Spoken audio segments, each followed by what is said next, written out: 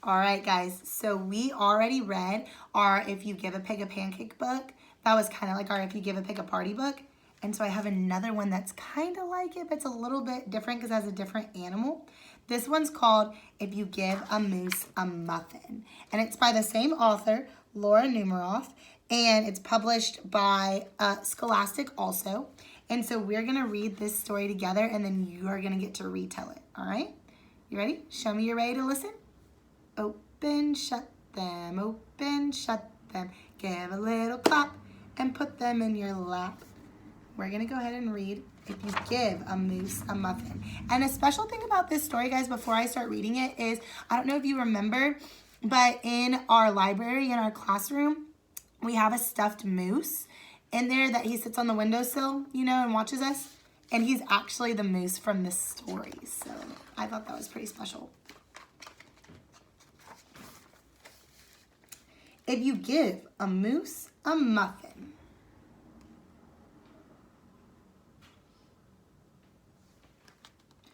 I wonder what's going to happen.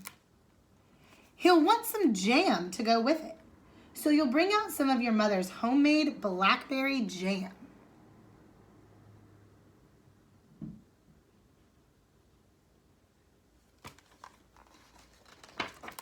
When he's finished eating the muffin, he'll want another, and another, and another. When they're all gone, he'll ask you to make more. He is super hungry.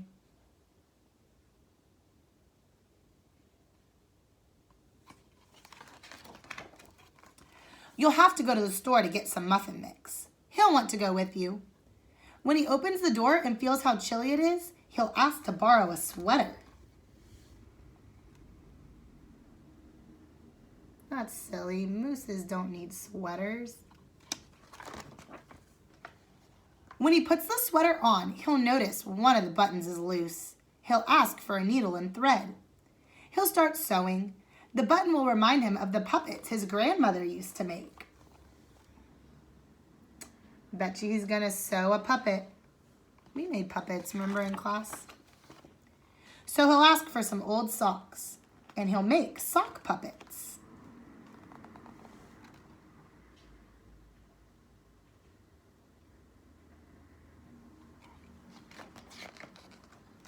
When they're done, he'll want to put on a puppet show. He'll need some cardboard and paints. He's going to make a stage for his puppet show, huh?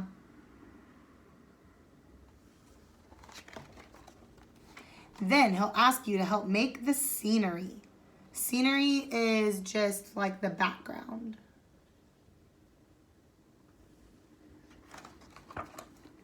When the scenery is finished, he'll get behind the couch, but his antlers will stick out. You'll bring him a sheet from your... So he'll ask for something to cover them up. You'll bring him a sheet from your bed. So he's going to use the sheet to cover up his antlers.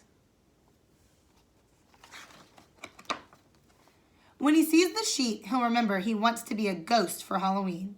He'll try it on and shout, "Boo!" It'll scare him so much, he'll knock over all the paints. Oh, so he's making a big, huge mess. So he'll use the sheet to clean up the mess. Then he'll ask for some soap to wash it out. He'll probably want to hang the sheet up to dry. At least he cleaned up his mess. That was good. He'll go outside to put it on the clothesline. When he's out in the backyard, he'll see your mother's blackberry bushes. I wonder what that's going to make him think of.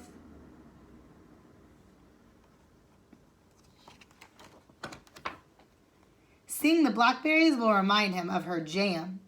He'll probably ask you for some.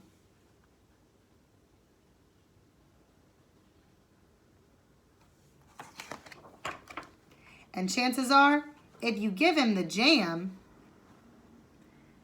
what's he going to ask for? He'll want a muffin to go with it. The end. So now I want you guys to go ahead and retell the story. Let your mom or dad take a video of you retelling the story and then send it to me so that I can hear. All right? Bye, guys.